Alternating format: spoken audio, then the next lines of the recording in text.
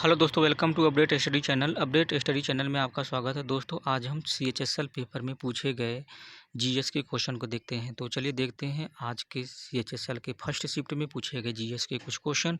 तो चलिए देखते हैं जीएस के क्या क्या क्वेश्चन पूछे गए थे। तो पहला क्वेश्चन देखिए, वर्तमान में भारत के उप चुनाव आयुक्त कौन है?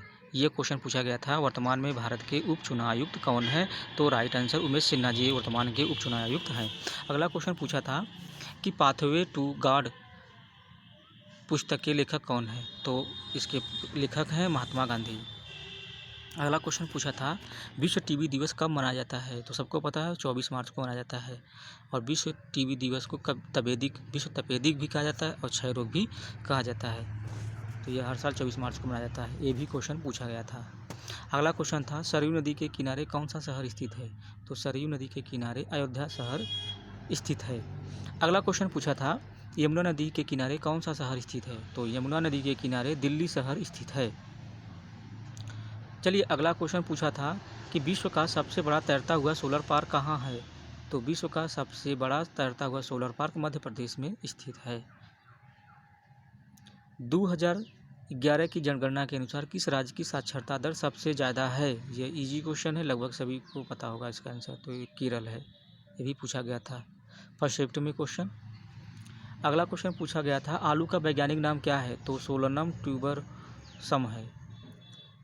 चलिए अगला क्वेश्चन क्या पूछा गया था व्यक्तिगत सत्याग्रह के प्रथम सत्याग्रही का नाम क्या है? तो विनोबा भावे है। अगला क्वेश्चन पूछा था विटामिन सी का रासायनिक नाम। तो विटामिन सी का रासायनिक नाम एस्कॉर्बिक अम्ल।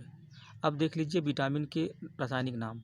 तो ट्रिक से देखते हैं। रथ एक टॉफी, र से रेटिनॉल, थ से थायमिन, ए से एस्कॉर्बिक, क से कैल्सीफेरॉल, ट से टेकोफेरॉल, फी से फिलोक्विनोन। तो विटामिन ए का रासायनिक नाम रेटिनॉल, विटामिन बी का रासायनिक नाम थायमिन, विटामिन सी का रासायनिक नाम एस्कॉर्बिक अम्ल, विटामिन डी का रासायनिक नाम कैल्सीफेरॉल, विटामिन ई का रासायनिक नाम टेकोफेरॉल, विटामिन के का फिलोक्विनोन है। अगला क्वेश्चन क्या पूछा था, चलिए देखते हैं। अगला क्वेश्चन पूछा था काजू की खेती के लिए उपयुक्त मिट्टी कौन सी होती है? तो काजू की खेती के लिए उपयुक्त मिट्टी हमारा बलुई मिट्टी होता है।